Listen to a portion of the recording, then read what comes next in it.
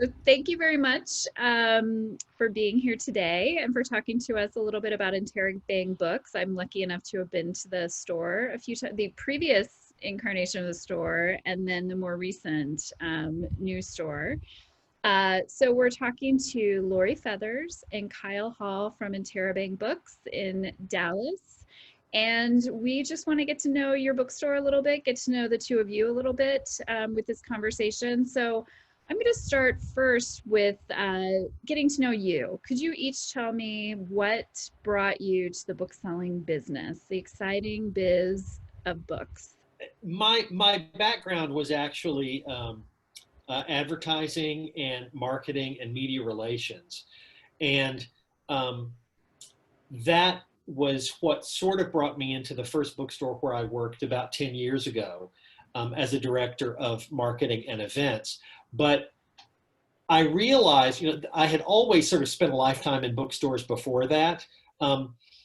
Oddly, even for a college job, though, or a high school job part-time, I never pursued working in one. And I think it was because I loved the store so much and I esteemed so highly the people who worked in them that I always thought I could never be one of them. So it never occurred to me as a career pursuit until I felt like there might be the option for this new store that was opening. It lasted about 18 months in Plano, Texas. It was called Legacy Books. And I knew some people related to that, and I thought maybe I could pitch myself for that because it sort of came out of what I had done before. Mm-hmm. And when that store folded, I really didn't think the opportunity would come around again until Lori had actually gotten the independent bookstore wheels turning again in Dallas. And I was right around that time, this was a little over, I guess, 3.5 years ago. It was funny, I was just about done with the job that I had moved to from the previous bookstore. I was just thinking, I think I'm really ready for something else. And I didn't know what it was going to be. I certainly didn't think it was going to be another bookstore because opportunities don't come along that often. And then it did. And that's when I met Lori.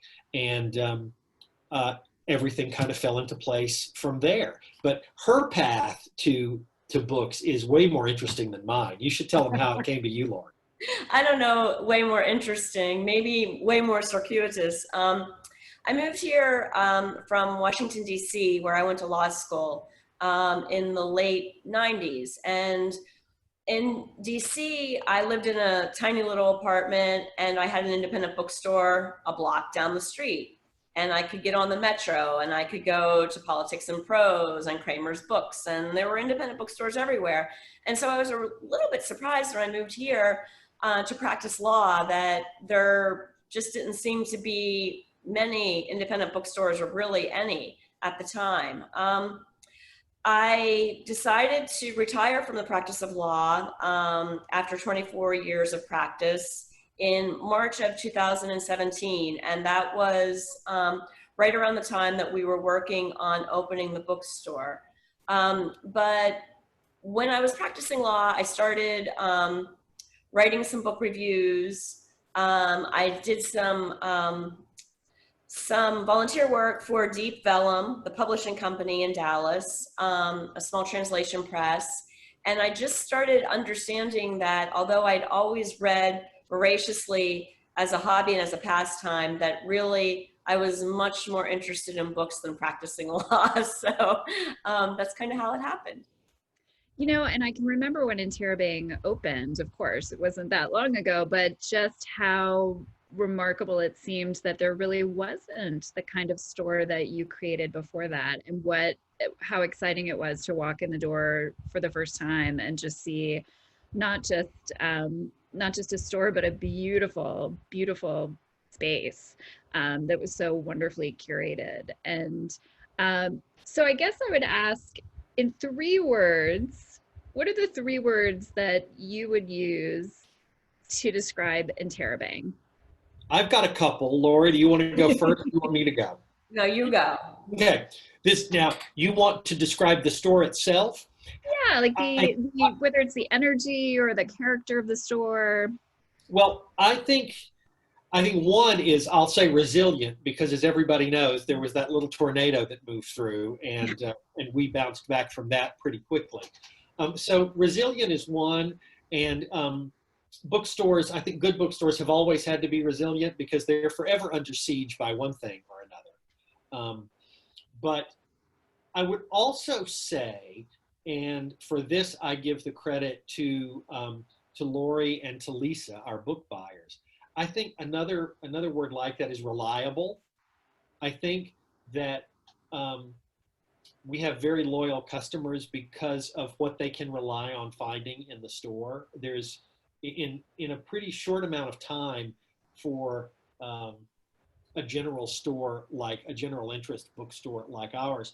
I think we have sort of defined our turf um, with the children's selections that Lisa does, and in particular the literary translations that Lori is such a maven in. Mhm. That people sort of have a sense of what they will find in the store, and it's interesting because I think there's still a sense of discovery, that that there's unexpected things there, but I think that they rely very much on the sort of books that we bring. That's just two. So that leaves at least one for you, Lori. The one that I would use is adventurous. And I think that that's a testament to every single person that works at the store. We each have a little bit of a different um, kind of favorite genres and sweet spots in terms of what we like to read and what we get excited about. But if you talk to any of us for a while on the floor, just about what we've read lately and what we love, and when we're recommending books and putting books into people's hands, um, the knowledge about books and the reading is really deep, I think, for every single person that works at the store. But it's also very eclectic and very different. We've got someone that loves poetry. We've got someone that loves romance, sci-fi, just about anything that you could think of. We're going to have someone that's going to read in the alley that you're running in, or that you would like to run in, or maybe you haven't run there before, but you're interested in exploring it. And so if you come to the store with an open mind, I think you're going to find something that you didn't expect to find. And that's the real joy of working in a bookstore. And Lori, just sticking with you because you mentioned Deep Vellum, and I think about Dallas, and I am just really impressed by the literary community there, and by how many, not only writers and readers, but organizations and places that are built around reading series and other really terrific literary endeavors. And I guess I would love to hear a little bit more about how you think of Dallas in terms of where Interabang fits into the larger Dallas literary community, but also just that community itself, because I think bookstores are also really central in building and helping to foster community. And I imagine through the events that you guys are doing and some of the other stuff that you're doing that as well. Yeah, I think that we've always thought since we opened that um, the store is only as strong as the community that we have around us, and we've always really been grateful to the fact that there are some other options out there for people, like Wild Detectives, like Deep Vellum, like Half Price Books. And the kind of the local bookstore culture in Dallas has really grown in the 20 odd years that I've been here. But also there's this community of writers, and Ben Fountain's a great friend of the store, and Sandaria Faye, and we've got all these kind of writers guilds and lit clubs, and our own store book club is very active and vocal, and it's really nice you can kind of feel us all kind of growing together. And that's really been a big part of, I think, bringing together a literary community and feeling like a community.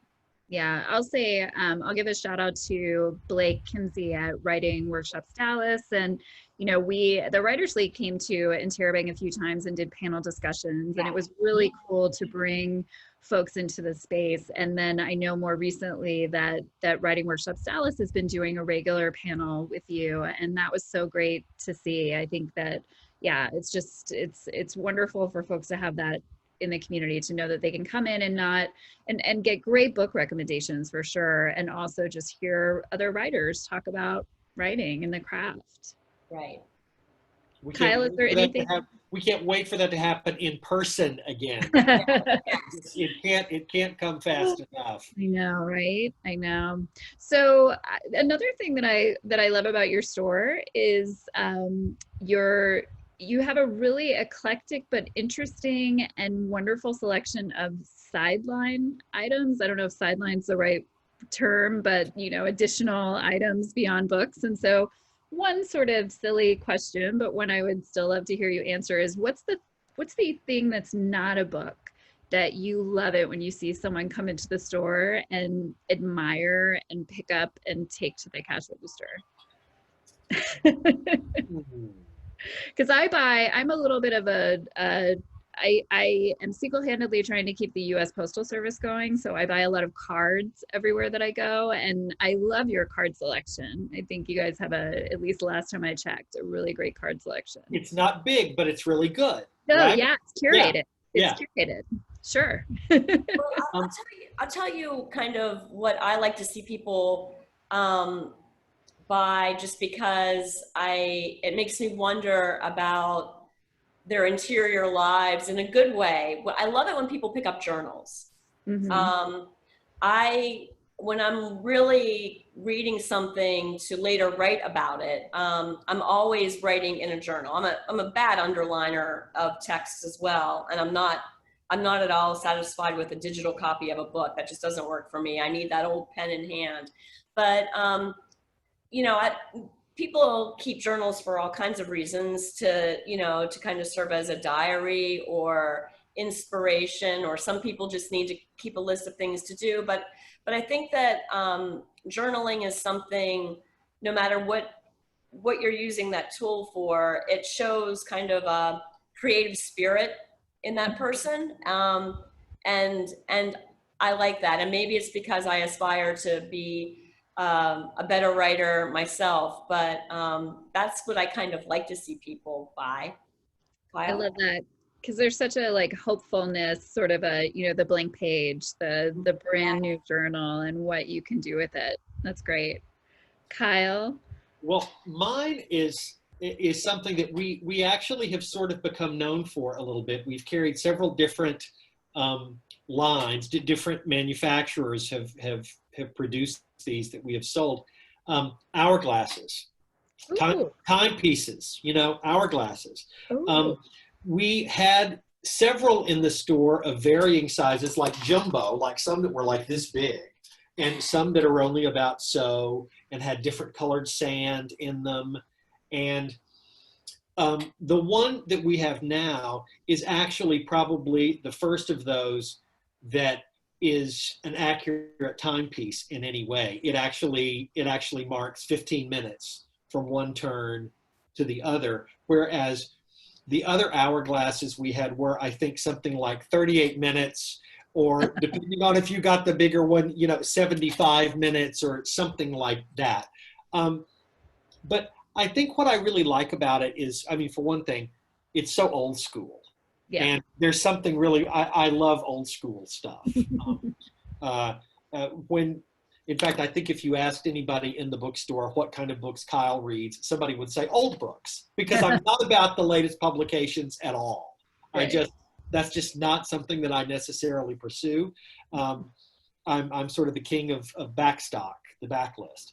But I'm fascinated that, you know, people are discovering how handy these timepieces are. And You know, What are they using them for? Have they, like, is someone like, oh yeah, I use it to bake my chicken. It's the perfect amount of time.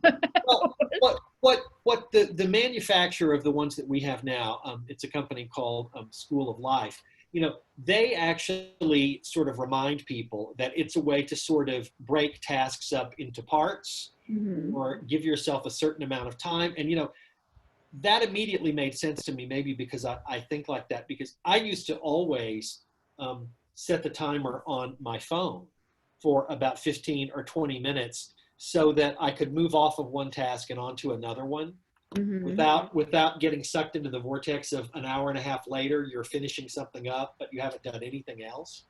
So I don't know. I love that we sell a lot of hourglasses. Are you selling them online right now? No, no. Sad to say. Well, here's the thing. It's hard to ship glass. We learned that the hard way. That's true. It is hard to ship glass. So we don't ship them. But Curbside but pickup. well, and within the contiguous zip codes around the store, we can deliver them to you too. Um, but yeah, they're really wonderful. That's And awesome. it's a handy way to think about breaking up time. No, I think I need one now. I'm gonna investigate further. Maybe I'll wait till my next I should have had one right here where I could have shown I know. you. That's But okay. imagine it, You it's know what? about this We'll big just and the add thing one. is yellow. We'll add one through technology, through the wonders of whatever. I guess my last question, and then I want to give you guys a chance to just say anything you'd like to say that you want people to know about Interabang Books. But my last question, especially just, thinking of the world that we live in now, however you might characterize that, what is the responsibility of a bookstore? What do you think of as your responsibility? I feel like our responsibility now, and maybe it's always been one, but one that I feel very acutely this year, is to make a human connection with someone. I feel that we feel so cut off from each other because we physically are cut off from each other. And sure, we can kind of get together in a virtual kind of sense, but even when even when people can't be physically adjacent to each other, and I can't put a physical book in their hands, I can make a connection with them through a book, either by talking about a book, recommending a book to them, just kind of hearing what they're reading and hearing what they're thinking about what they're reading in this current space. Because that's the great thing about books, right? You can pick a book, the same book up at different points in your life, and depending on what's going on inside you and what's going on outside of you, you interpret and feel that book in a different way each time. So the books kind of grow and evolve with you and with the world. And I think that it's just so important for us to make connections with people. And the easiest way for me to make connections with people is through what I write or what I'm reading. And so I think that to me is what our big service is right now. It's lovely. As ever, Lori is a hard act to follow. I guess, since she talked about, people, readers finding their way to the store and finding connection there. I guess I would say that I think another key responsibility of bookstores today is, in a really general way, to sort of be advocates for words on paper, to actually not just be there for the people who read books, but to be there for the books, so that there is a place where books are found, and and not an audiobook, not an ebook, although those are our friends. We like them. We deal in them. But I think that, especially, in a marketplace where it's harder to find a variety of books, for a bookstore to have lots of selection, to have, just a lot of words on paper, just old-fashioned books. Yeah. means a lot right now, because especially since the pandemic has driven us so much more to screens. I fear that that's a habit that's gaining more bandwidth, to use screen talk. Even more. That that I hope that people continue to turn to words on paper. That's great. Thank you. Any last words you want to share about the store, about what you're excited about coming up, about anything at all? I'm excited about the Interabang Chats series that we've started, since we can't be doing live events right now with authors, because authors are not touring and we're not allowed to congregate in groups of more than 10. We've been doing a series of recorded interviews with authors on the eve of their book being released. And so we just posted one with Amy Popel, whose novel Musical Chairs releases today. Recently, we've done them with Deborah Jo Immergut, whose novel You Again published earlier this month. Our staff member, Tyler, one of our booksellers, he did a chat with a poet, Victoria Chang, on the publication of her book, Obit, earlier this year. And so I think it's a really good resource, I think, for people that are feeling like they're missing out on kind of hearing from authors and learning about new books directly from the people that wrote them. And in addition, kind of understanding a little bit about the research that went behind their book, or what they were thinking, or their writing process, all of those things. It's not quite as good as being there and being eyeball to eyeball with the author in terms of audience participation, but I think it's about as good as we can get in this environment. And it lasts longer. It lasts longer. It's recorded, so it isn't just sort of disappearing into the ether as it happens. And you guys have your own YouTube channel, right? So folks can find those videos on YouTube?